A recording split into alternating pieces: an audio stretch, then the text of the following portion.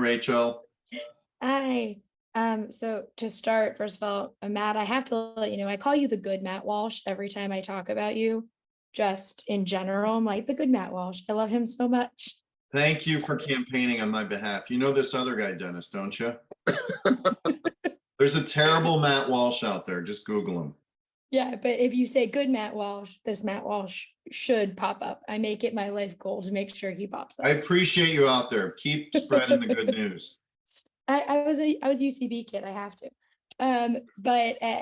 I love this movie because it is it's fun for me as someone who grew up in the era of, like, I remember when hot Cheetos or Flaming Hot Cheetos became a thing.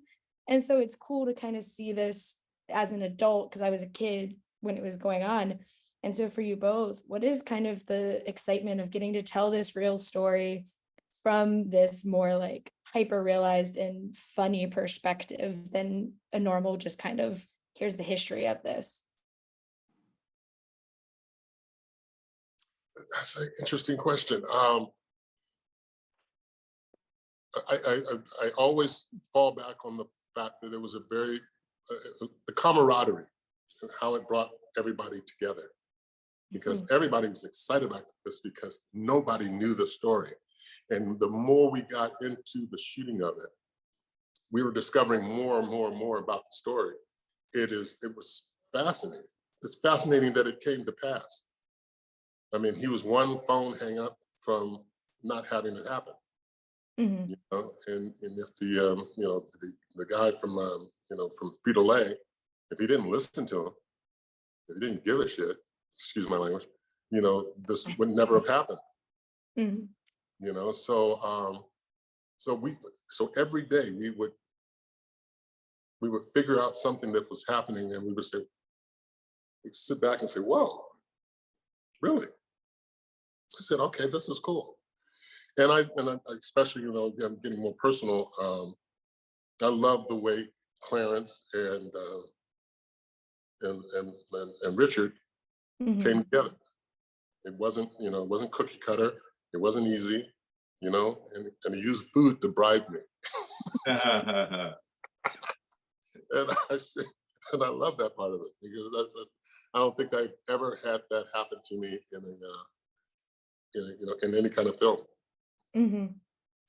Yeah, and I think it is a story told in a fun way, but I love it's an exploration of being an outsider, being like a Mexican American in this country, and like working your way through it and everything you got to deal with. And so I think that's beautiful, the exploration of that and how the culture succeeded, really. Like their food marketing is central to all these corporations now, and they're folded into the capitalist system, and this story is the linchpin for that. And Dennis, you're talking about discovery. Having Richard himself on set was a great resource, because there was all these little discoveries. You could ask him questions and he would kind of give you a little nugget, and you're like, oh wow, I didn't know that, because it wasn't on the page. Right.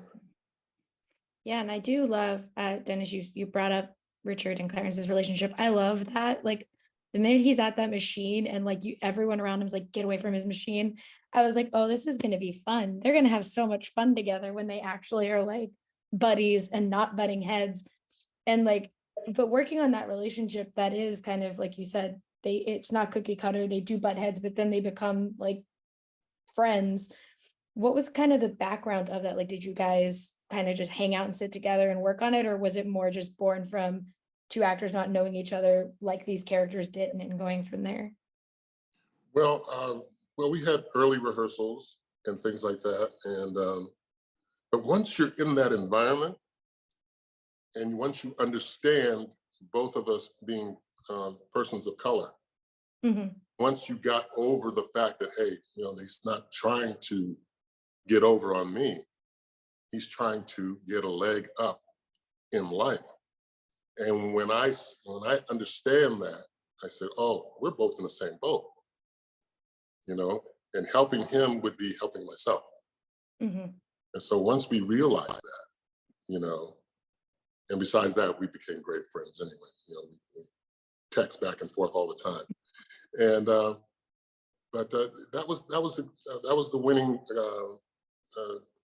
the winning thing for me, is that that you could see how these guys could become close once you got rid of all the other minutia that Mhm. that they try to keep you separated with. Awesome. Thank you guys so much for talking with me today. I really appreciate it. Dennis, I do have to say, my father passed, but if he knew I was talking to David Palmer, he would be like telling everyone in my hometown that his daughter talked to the president as if it was real. And so means the world to me. Thank you. Oh. Bless Have a you. Thank great day. you Bye. too.